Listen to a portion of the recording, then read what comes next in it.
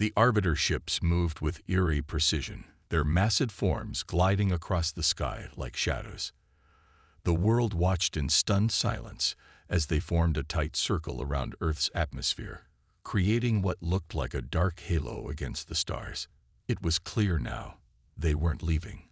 Whatever decision they had been waiting for, it was time.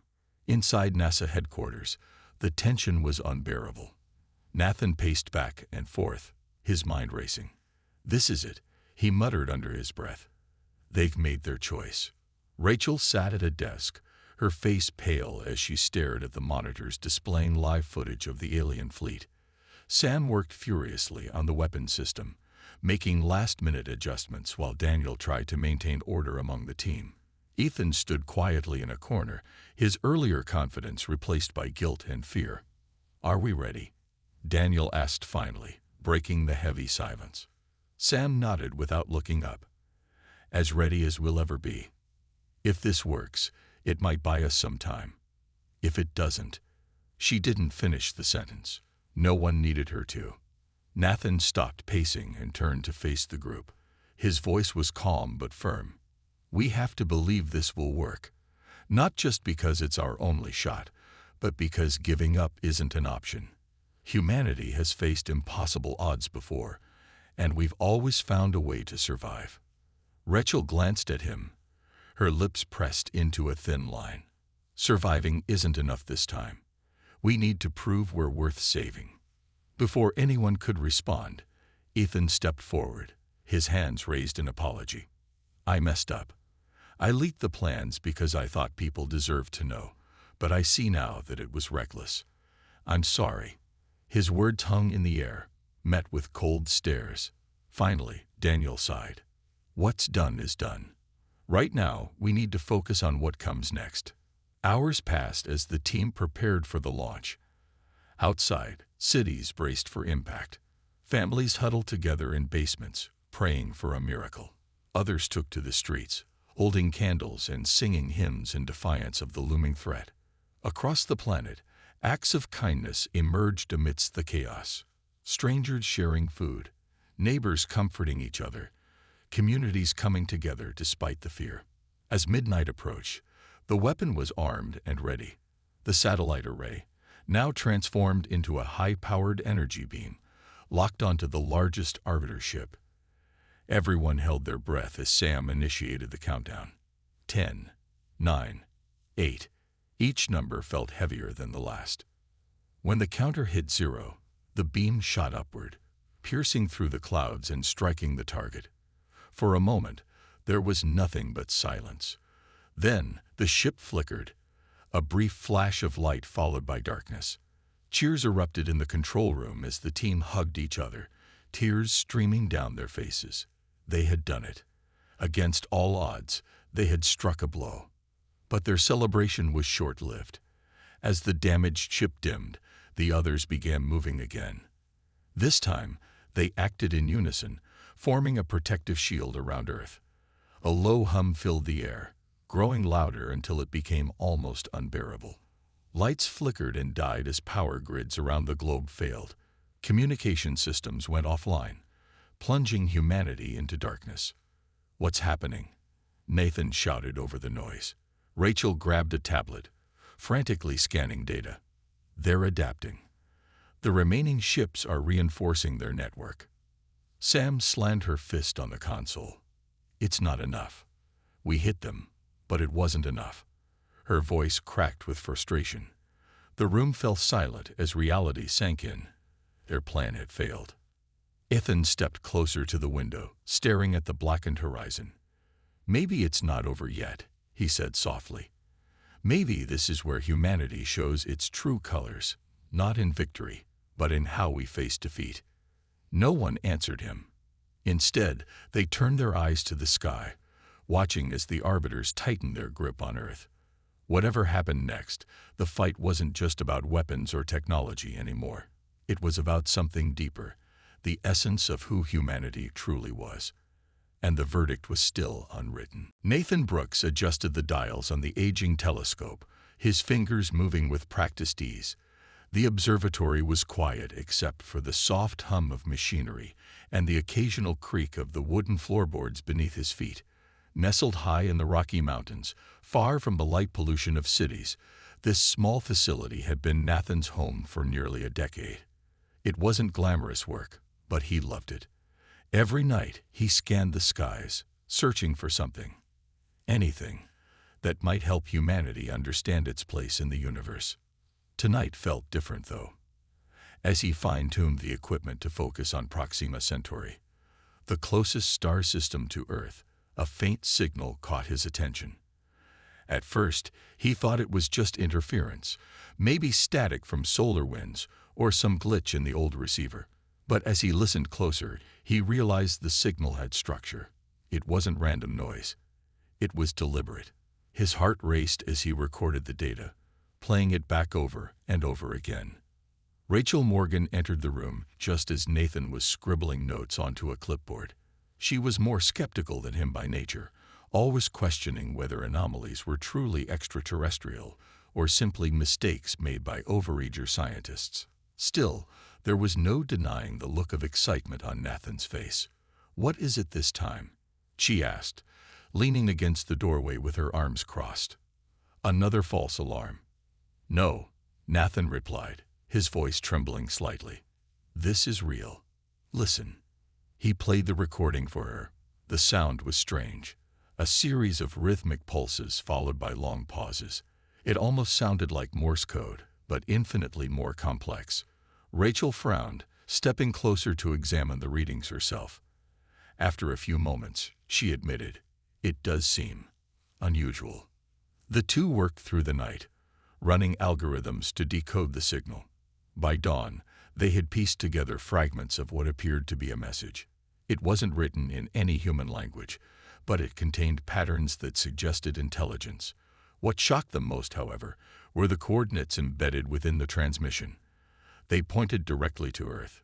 "This doesn't make sense," Rachel muttered, shaking her head. "Why would aliens send us directions to our own planet? Unless..." Her voice trailed off, and Nathan finished her thought. "Unless they're already here." As if on cue, the final line of the decoded message appeared on their screen.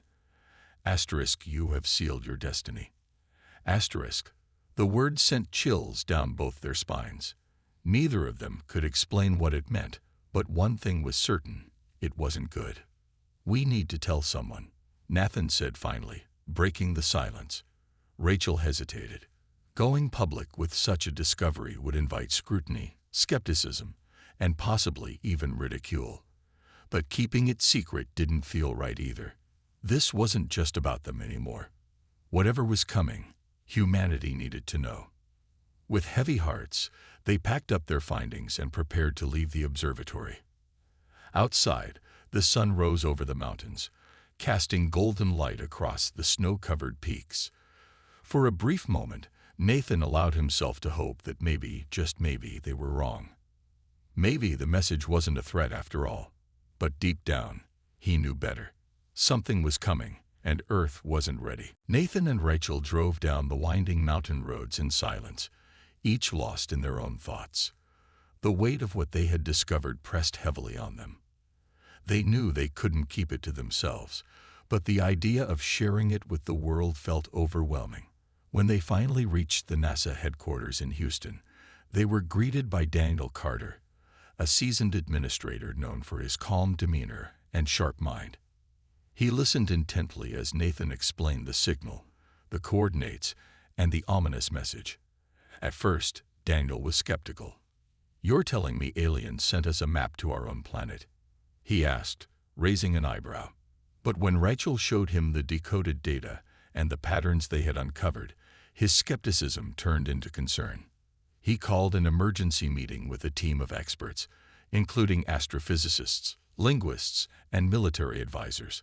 For hours, they debated the meaning of the message and what it could mean for humanity. By the end of the day, the decision was made. The discovery couldn't be kept secret. Daniel briefed government officials, who then informed world leaders. Within hours, news of the alien transmission spread across the globe. Social media exploded with theories, fears, and accusations. Some people panicked, stockpiling food and supplies.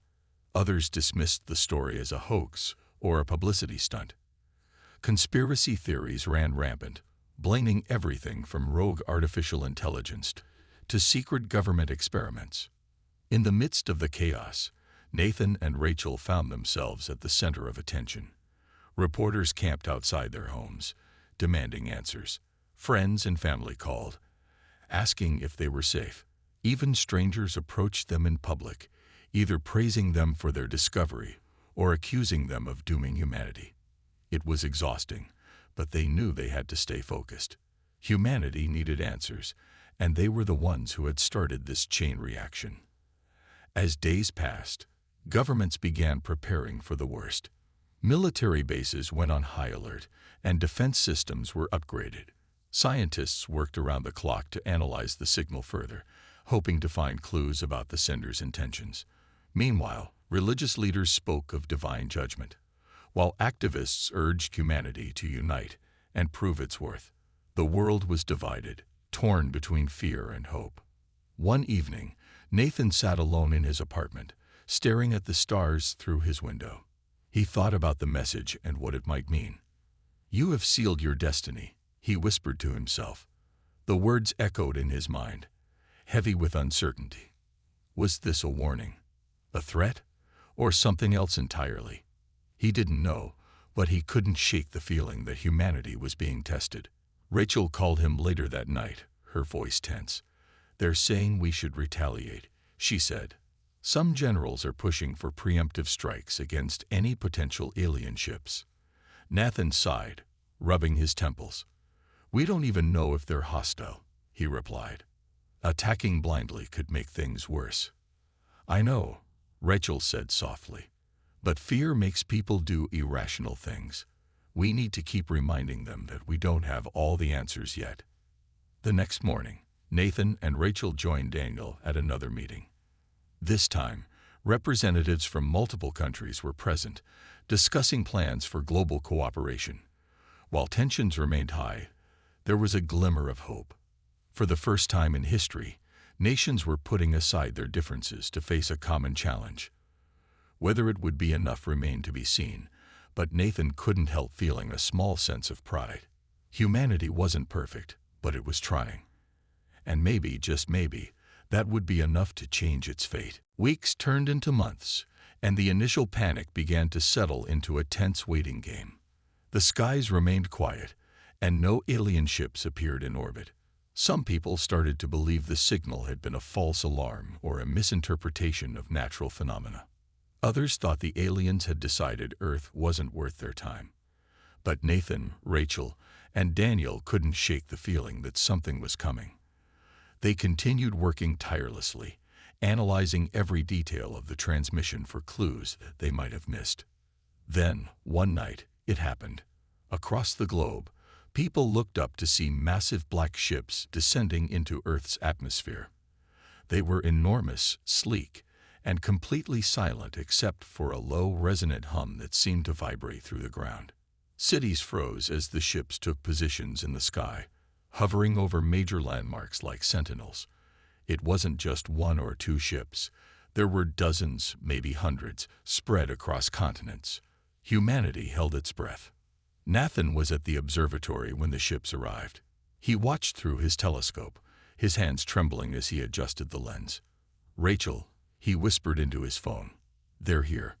On the other end of the line, Rachel stood on her apartment balcony, staring up at the ship looming over Houston. Her voice shook as she replied, "I see them."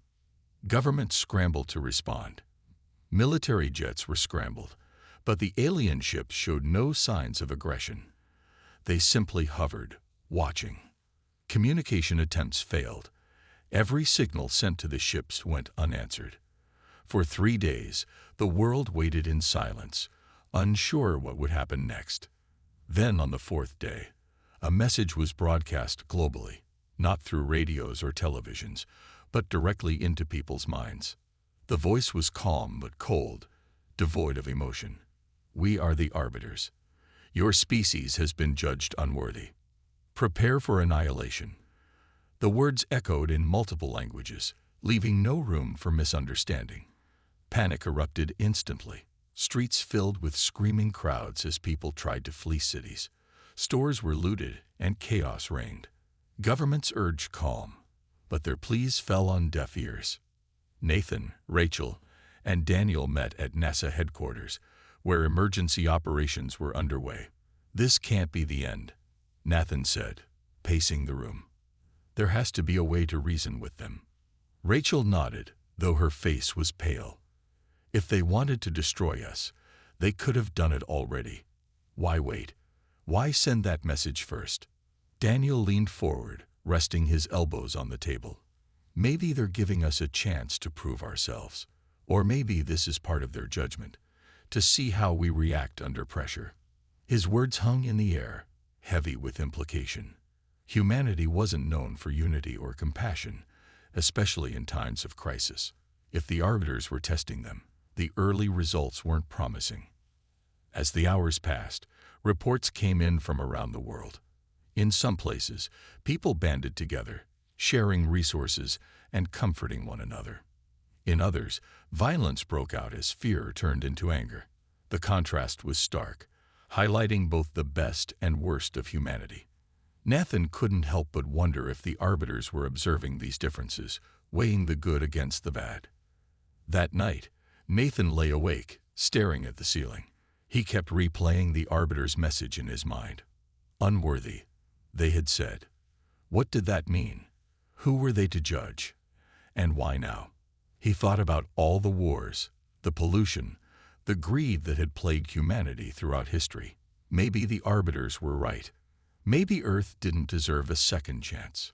But then he remembered the acts of kindness he'd seen, neighbors helping each other, strangers offering shelter, communities coming together despite the fear. Those moments gave him hope. If humanity could rise above its flaws, even for a little while, perhaps it could change the arbiters' minds. The next morning, Nathan shared his thoughts with Rachel and Daniel. "We need to show them we're better than they think," he said. "Not just talk about it, but act on it. Globally." Rachel hesitated, then nodded. "It's a long shot, but it might be our only chance." Daniel sighed, rubbing his temples. "Let's start drafting a message, something that shows who we really are, or at least who we can be." As they worked, Nathan glanced out the window at the massive ship hovering silently above the city. Whatever happened next, humanity's fate rested in its own hands. The days that followed were a blur of activity. Nathan, Rachel, and Daniel worked alongside Samantha Sam Hayes, an engineer known for her work on experimental propulsion systems. Sam had been brought in by NASA to help develop defense strategies, but she quickly became part of the team trying to find a way to communicate with the arbiters. Together, they brainstormed ideas, knowing that time was running out. "We can't just sit here and wait for them to decide our fate," Sam said one evening as they gathered around a table covered in blueprints and notes. Her sharp eyes scanned the room, daring anyone to disagree. "If we want to survive, we need to fight back." Nathan hesitated. "Fight back? We don't even know if they're hostile. What if attacking makes things worse?" "It's not about attacking," Sam replied firmly. "It's about showing them we're not helpless. If we can hit one of their ships, maybe it'll buy us time, or at least make them think twice before wiping us out." Rachel leaned back in her chair, arms crossed. "And what happens if it doesn't work? What if they retaliate? We could be signing our own death warrant." Daniel raised a hand to silence the debate. "Let's focus on facts. The arbiters haven't moved since they arrived. They're watching us, waiting. Whatever we do, it has to be smart, calculated. No reckless moves." After hours of discussion, they settled on a plan. Using Earth's most advanced technology, they would retrofit a decommissioned satellite array into a weapon capable of targeting the alien ships. It wasn't much, but it was all they had. The goal wasn't destruction, it was disruption. If they could disable even one ship, it might give humanity a fighting chance. As the project got underway, tensions ran high. Sam spent long hours in the lab, fine-tuning the modifications, while Nathan and Rachel analyzed data from the original signal, hoping to find a weak point in the Arbiter ship's defenses. Daniel coordinated with government officials, ensuring resources were allocated and keeping military leaders informed without giving away too many details. Meanwhile, the world outside grew darker. Power shortages plagued cities as panic drained fuel reserves. Food supplies dwindled, and riots broke out in urban centers. People began turning on each other, blaming governments, scientists, and even the aliens themselves for their plight. Social media buzzed with conflicting messages. Some called for unity, while others urged rebellion against authority. Ethan Cole, a journalist embedded with the team to document their efforts, watched everything unfold with growing unease. He admired Nathan's optimism and Rachel's determination, but he couldn't ignore the cracks forming within the group. Sam's aggressive approach clashed with Nathan's cautious nature, and Rachel often found herself caught in the middle, trying to mediate. Ethan saw an opportunity to tell a bigger story, one that exposed the fragile state of humanity under pressure. One night, as the team reviewed progress reports, Ethan slipped away unnoticed. He uploaded classified documents detailing the weapon's design and purpose to an anonymous server, leaking the information to the public. Within hours, news outlets picked up the story, sparking outrage. Some hailed the team as heroes taking a stand against the invaders. Others condemned them as reckless warmongers playing with fire. Protests erupted outside NASA headquarters, demanding answers. When the team learned of the leak, chaos ensued. "How could you let this happen?" Sam shouted at Ethan, her face red with anger. "Now everyone knows what we're doing." The Arbiters could see this too. Ethan shrugged, his expression unreadable. Maybe they needed to know. Maybe transparency is the only way to regain trust. Nathan shook his head, disappointment etched on his face. Trust isn't the problem here. It's survival. And now, thanks to you, we've made ourselves a bigger target. Before the argument could escalate further, alarms blared through the facility. A technician burst into the room, wide-eyed. "Sir, we've detected movement from the Arbiter ships. They're changing formation." The room fell silent.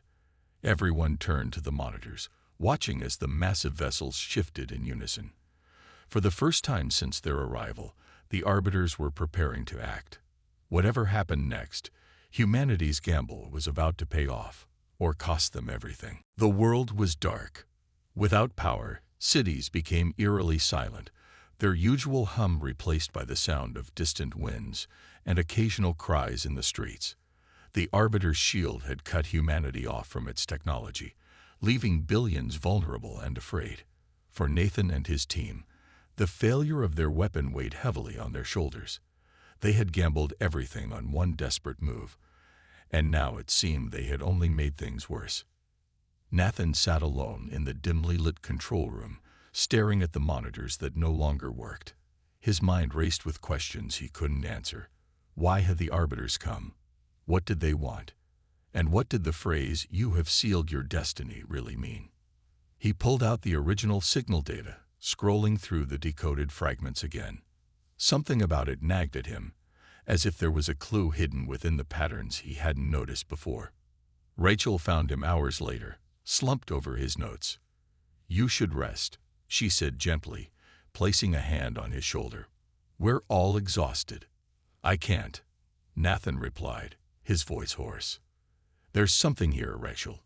Something we missed. If we could figure out why they sent that message, maybe we'd understand what they're waiting for." Rachel hesitated, then sat down beside him. Together, they pored over the data once more. Hours passed as they traced the mathematical sequences embedded in the transmission. Slowly, a pattern emerged, a series of equations related to quantum entanglement. It was complex, but Rachel recognized its significance immediately. "They're using quantum communication," she whispered, her eyes widening. "That's how they coordinate between ships. Their entire network relies on it." Nathan leaned back, stunned. "If we can disrupt that, maybe we can weaken them." "But how?" Rachel asked, shaking her head. Even if we knew exactly where to target, we don't have the tools anymore. They've taken everything." Before Nathan could respond, Daniel entered the room, his face grim. "We've received an ultimatum," he said. "The Arbiters are giving us 72 hours. After that, they'll finish what they started." The news hit like a punch to the gut. 72 hours wasn't enough time to rebuild their systems or launch another attack. Humanity was cornered, with no way out. As the clock began ticking down, Nathan shared his discovery with the team. Sam listened intently, her brow furrowed in thought. "If we can't build a new weapon, maybe we can modify the old one," she suggested. "If we focus the beam on disrupting their quantum field instead of destroying the ship, it might break their connection." "It's risky," Daniel warned. "We'd be betting everything on a theory." "We don't have a choice," Nathan said firmly. "It's our only shot." With renewed determination, the team got to work. Using whatever scraps of equipment they could salvage, they'd reconfigured the satellite array to emit a focused pulse designed to interfere with quantum signals. Every minute counted, and exhaustion blurred their vision, but none of them stopped. Outside, chaos continued to unfold. Riots broke out in some areas, while others saw acts of quiet resistance, people lighting candles, sharing food, and refusing to give up hope. Ethan wandered the halls, watching the team labor tirelessly. He felt useless, his earlier betrayal still hanging over him. But when he saw Nathan struggling to carry a heavy piece of equipment, he stepped forward without thinking. "Let me help," he said quietly. Nathan hesitated, then nodded. "Thanks." It wasn't forgiveness, but it was a start. By the end of the second day, the modified weapon was nearly complete. As the final pieces fell into place, Nathan turned to Rachel. "Do you think this will work?" Rachel sighed, meeting his gaze. "I don't know, but I do know this. If we go down, we'll do it fighting for something better than what we were." Her words stayed with Nathan as he prepared for the launch. Whatever happened next, humanity's fate rested not just on technology, but on whether they could rise above themselves in time. The countdown began, and for the first time in days, Nathan allowed himself a flicker of hope. The final hours ticked away with agonizing slowness. The control room buzzed with tension as Nathan, Rachel, Sam, and the rest of the team prepared for what might be humanity's last stand. Ethan stayed close, helping wherever he could, though his earlier betrayal still lingered in the air like a shadow. No one said it out loud, but everyone knew. If this failed, Earth would fall. At exactly 71 hours and 59 minutes since the Arbiter's ultimatum, the modified satellite array was ready. The weapon, now more of a tool than an act of aggression, was designed to emit a precise pulse, aimed at disrupting the quantum entanglement network that connected the Arbiter ships. It wasn't guaranteed to work, but it was all they had left. "Are we sure about this?" Daniel asked, his voice low. He stood near the main console, his hands gripping the edge of the table. "If we miss, or if it doesn't affect them, we're done." "We don't have another option," Sam replied sharply. Her eyes were bloodshot from lack of sleep, but her focus never wavered. "We've tested every angle. This is it." Nathan took a deep breath, stepping forward. "Let's do it," he said firmly. His voice carried a quiet confidence that surprised even him. Whether it was hope, desperation, or sheer willpower, he didn't know. All he knew was that standing still meant defeat, and he couldn't accept that. Rachel initiated the countdown. 10, 9, 8. Each number felt heavier than the last, pressing down on the room like a weight. Outside, the sky remained dark, the Arbiter ships looming ominously above the planet. Cities lay silent, their inhabitants waiting for whatever came next. When the counter hit 0, the beam shot upward, slicing through the atmosphere like a spear of light. For a moment, nothing happened. Then, one of the Arbiter ships flickered, a brief flash followed by a dimming glow. The team held their breath as the other ships began to react. Instead of retaliating, however, the vessels shifted positions, forming a tighter shield around Earth. "They're adapting," Rachel shouted, her fingers flying over the keyboard as she analyzed the data. The pulse disrupted the quantum field, but not enough to break their connection. "It's working, though," Nathan said quickly, his voice rising with urgency. "They're compensating because it hurt them. We just need to hit them again." Sam shook her head, frustration etched on her face. "We can't. The array needs time to recharge, at least 12 hours. 12 hours, Daniel snapped, his calm demeanor cracking. "We don't have 12 hours. As if on cue, the Arbiter ships emitted a low resonant hum that vibrated through the ground. Lights flickered across the globe, and communication systems collapsed entirely. Power grids shut down completely, plunging the world into total darkness. Panic erupted in cities as people realized the end might truly be near. In the control room, silence fell. The team stared at each other, defeated. They had tried everything they could, pushed themselves to the limit, and still it hadn't been enough. Humanity's best effort had fallen short. Ethan broke the silence, his voice trembling. Maybe this isn't about us fighting back. Maybe it's about something else." "What are you talking about?" Sam demanded, turning to glare at him. "You think giving up is going to save us?" "No," Ethan said quietly. "I'm saying maybe the message, the one they sent, it wasn't just a warning. Maybe it was a choice." Nathan frowned, his mind racing. "A choice?" Ethan nodded. "Think about it. You have sealed your destiny. What if it's not about destruction? What if it's about proving we deserve better?" Rachel's eyes widened as realization dawned. "The signal," she whispered. "It wasn't just coordinates. It was a test, a challenge." Nathan grabbed the original data, scanning it again. Hidden within the patterns were fragments of instructions, almost like guidelines. "This isn't just a message," he said slowly. "It's evidence, proof that centuries ago, humans sent signals into space, not just random broadcasts, but invitations. We called them here." The room went silent. The truth hit them like a tidal wave.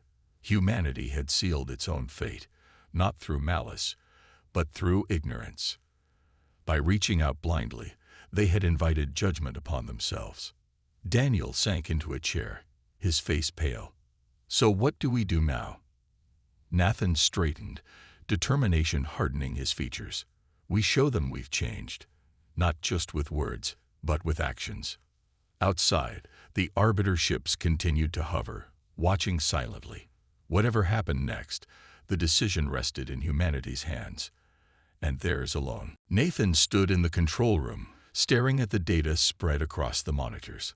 The realization weighed heavily on him. Humanity had brought this upon itself.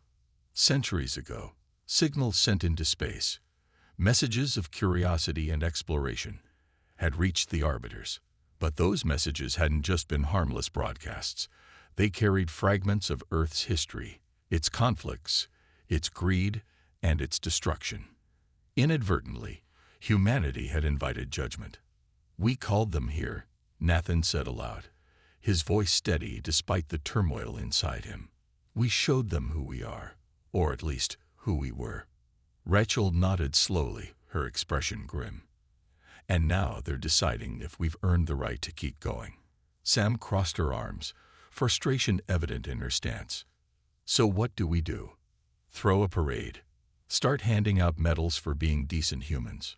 "It's not about grand gestures," Nathan replied, turning to face the group. "It's about showing them that we're capable of change, that we're trying to be better." Daniel sighed, rubbing his temples. "Even if we wanted to pull something like that off, how do we show it? They're not exactly picking up our phone calls." Ethan stepped forward hesitantly, his earlier guilt giving way to resolve. "Maybe we don't need to call them. Maybe we let our actions speak for themselves."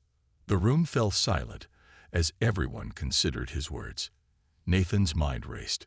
What could humanity do in the final hours before the Arbiter's deadline to prove they were worth saving? It wasn't about technology or weapons anymore. It was about heart. about unity, about showing that even in the face of annihilation, people could come together. "We start small," Nathan said finally. "Acts of kindness, cooperation, things that remind us, and them, that we're more than our worst moments." Rachel caught on quickly. "If we can document these acts, broadcast them somehow, maybe they'll see it. Maybe it'll matter." Sam raised an eyebrow. "You really think lighting candles and holding hands is going to impress an alien race that thinks we're unworthy?" "It's not about impressing them," Nathan shot back. "It's about being honest. If we go down, let it be because we tried to be better, not because we gave up." With no other options left, the team agreed to act. Using whatever communication systems remained operational, they sent out a global plea. Through radios, social media, and word of mouth, they urged people to focus on compassion and cooperation. At first, the response was scattered. Some dismissed it as naive, while others accused them of wasting time. But slowly, stories began to emerge. In New York, neighbors formed chains to distribute food and water to those trapped in powerless buildings. In Tokyo, strangers banded together to protect abandoned pets. In rural villages across Africa, communities shared their limited resources without hesitation. Even in war-torn regions, temporary ceasefires were declared as soldiers joined civilians in acts of solidarity. The team worked tirelessly to capture these moments, compiling footage and broadcasting it into space using the last remnants of satellite technology. They didn't know if the arbiters were watching or if they cared, but they couldn't give up hope. As the clock ticked closer to zero, Nathan made a decision. He volunteered to board one of the arbiter ships alone. "If they're here to judge us," he said, "then let them judge me. Let them see what we're capable of." "No," Rachel protested. "It's too dangerous." "It's all we have left," Nathan replied softly. "If this is our final chance, I want to face it head-on." Against their protests, Nathan prepared to leave. As he stood outside the facility, staring up at the massive ships hovering above, he felt a strange mix of fear and peace. Whatever happened next, humanity had shown its potential.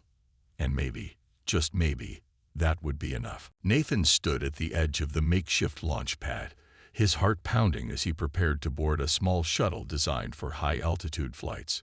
The craft was old and barely functional, but it was the only thing capable of reaching the arbiter ships.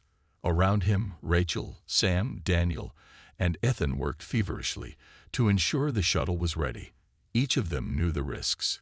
This could be a suicide mission, but none tried to stop him. They understood why he had to go. "You don't have to do this," Rachel said one last time, her voice trembling. She handed him a small device containing the compiled footage of humanity's acts of kindness and unity. "We can keep trying from here." Nathan shook his head, clutching the device tightly.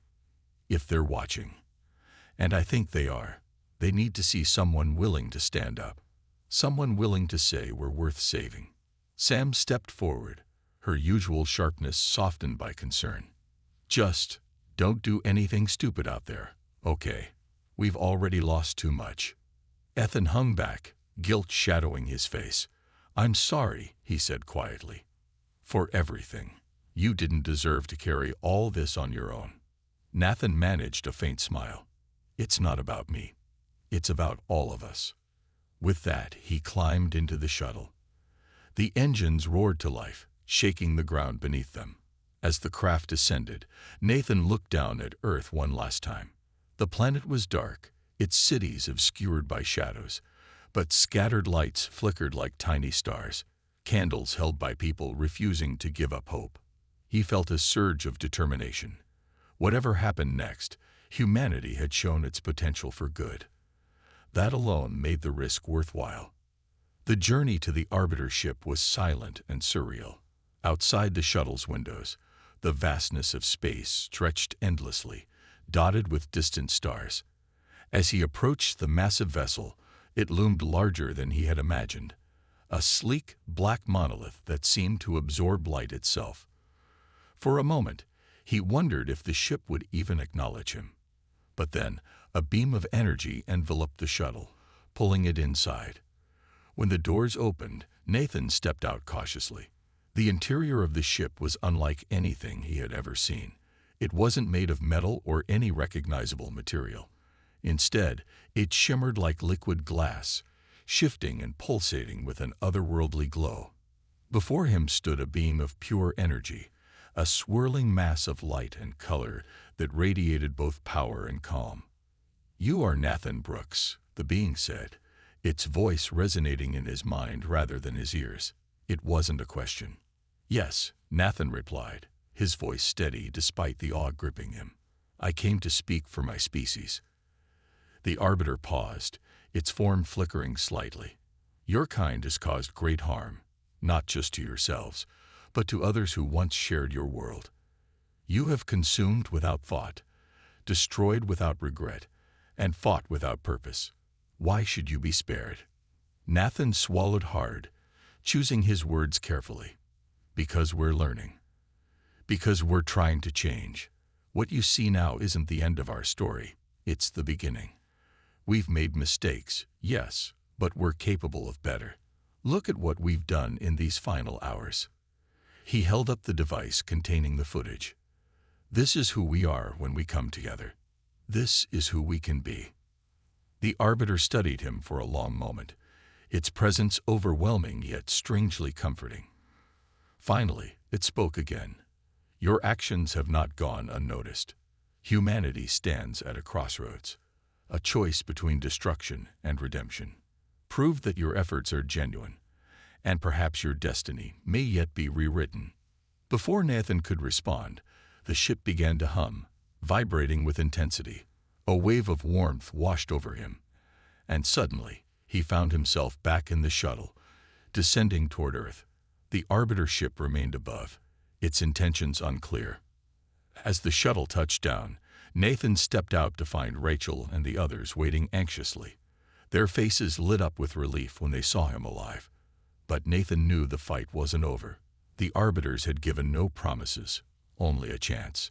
Humanity's future still depended on its ability to rise above itself. And that was a challenge far greater than any alien force. The Arbiter ships lingered in the sky for days after Nathan's return, their presence a constant reminder of humanity's fragile position. The world held its breath, unsure whether the aliens would leave or strike. In the meantime, people continued to act with compassion and unity, as if each small gesture might tip the scales in their favor. Food was shared, strangers helped one another, and communities came together in ways no one had thought possible. It wasn't perfect. There were still moments of fear and conflict, but it was progress. Nathan worked alongside Rachel, Sam, Daniel, and Ethan to document these efforts, broadcasting them into space using what little technology remained. They didn't know if the Arbiters were watching, but they couldn't stop trying. Every act of kindness felt like a message to the universe. Asterisk, this is who we can be, asterisk. Then, one morning, something changed. The massive ships began to move, slowly at first, then faster. People gathered outside, staring up at the sky as the vessels ascended higher and higher. For a moment, it seemed like they might disappear without explanation. But before vanishing entirely, the lead ship emitted a final pulse, a wave of light that spread across Earth's atmosphere. It wasn't harmful. Instead, it felt warm, almost comforting, like sunlight breaking through clouds after a storm. When the ships finally vanished, the world erupted in cheers and tears. Strangers hugged in the streets, while others fell to their knees in prayer. It was over, or so it seemed. Humanity had survived, though no one knew exactly why. Had the Arbiters judged them worthy, or had they simply decided to give Earth another chance? In the weeks that followed, life began to rebuild. Power grids were restored, cities slowly came back to life, and governments worked to address the damage caused by panic and chaos. But something deeper had shifted. The crisis had forced people to confront their flaws and recognize their potential for good. Acts of kindness that had once been rare became more common, and conversations about how to create a better future gained momentum. Nathan stood on a hill overlooking his hometown, watching the sun rise over the horizon. He felt a mix of relief and responsibility. The Arbiter's departure wasn't an endorsement, it was a challenge. Humanity had been given a second chance, but it was up to them to prove they deserved it. Rachel joined him, carrying 2 cups of coffee. "Do you think we'll make it this time?" she asked softly, handing him one of the cups. "I don't know," Nathan admitted, taking the sip.